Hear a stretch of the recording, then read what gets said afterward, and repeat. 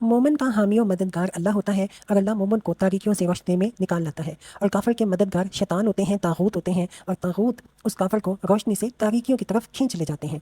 इसकी दूसरी एग्जाम्पल जो कुरान पाक की सूरह बकरा में बयान की गई है वो कुछ ऐसे है। औ कल्लज़ी मर्रा अला क़रयतिन वहिय ख़ावियतुन अला उरूशिहा क़ाल अन्ना युह्यी हाज़िहिल्लाहु बअद मौतिहा फ़अमातहुल्लाहु मियता आमिन सुम्मा बअसह क़ाल कम लबिस्त قال لبثت يوما أو بعد يوم قال بل لبثت 100 عام فانظر إلى طعامك وشرابك لم يتسنه وانظر إلى حمارك ولنجعلك آية للناس وانظر إلى العظام كيف ننشزها ثم نكسوها لحما فلما تبين له قال أعلم أن الله على كل شيء قدير۔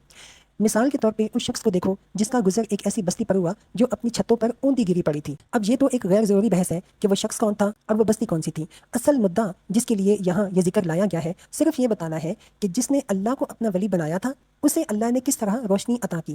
شخص اور مقام دونوں کی تعین کا نہ ہمارے پاس کوئی ذریعہ ہے اور نہ ہی اس کا کوئی فائدہ ہے۔ ہاں، بات کے بیان سے یہ ضرور پتہ چلتا ہے کہ جن صاحب کا یہاں ذکر ہو رہا ہے وہ ضرور کوئی نبی ہوں گے۔ اس شخص نے وہ بستی جو کہ اوندی گری پڑی تھی اس کو دیکھ کر کہا یہ آبادی جو ہلاک ہو چکی ہے اسے اللہ کس طرح دوبارہ زندگی بخشے گا۔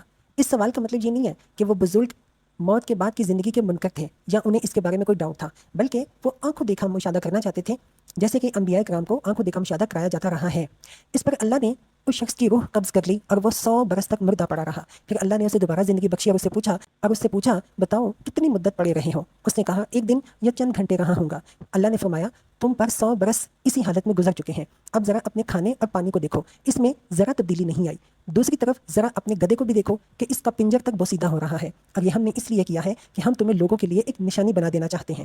ایک ایسے شخص کا زندہ پلٹ کر آنا جسے دنیا 100 سال پہلے مردہ سمجھ چکی تھی خود اس کو اپنے زمانے کے لوگوں میں ایک جیتی جاگتی نشانی بنا دینے کے لیے کافی تھا۔ آگے اللہ تعالیٰ کہتے ہیں پھر دیکھو کہ ہڈیوں کے اس پنجر کو ہم کس طرح اٹھا کر گوشت پوست اس پر چڑھاتے ہیں۔ اس طرح جب حقیقت اس شخص کے سامنے بالکل نمایاں ہو گئی تو اس نے کہا میں جانتا ہوں کہ اللہ ہر چیز پر قادر ہے۔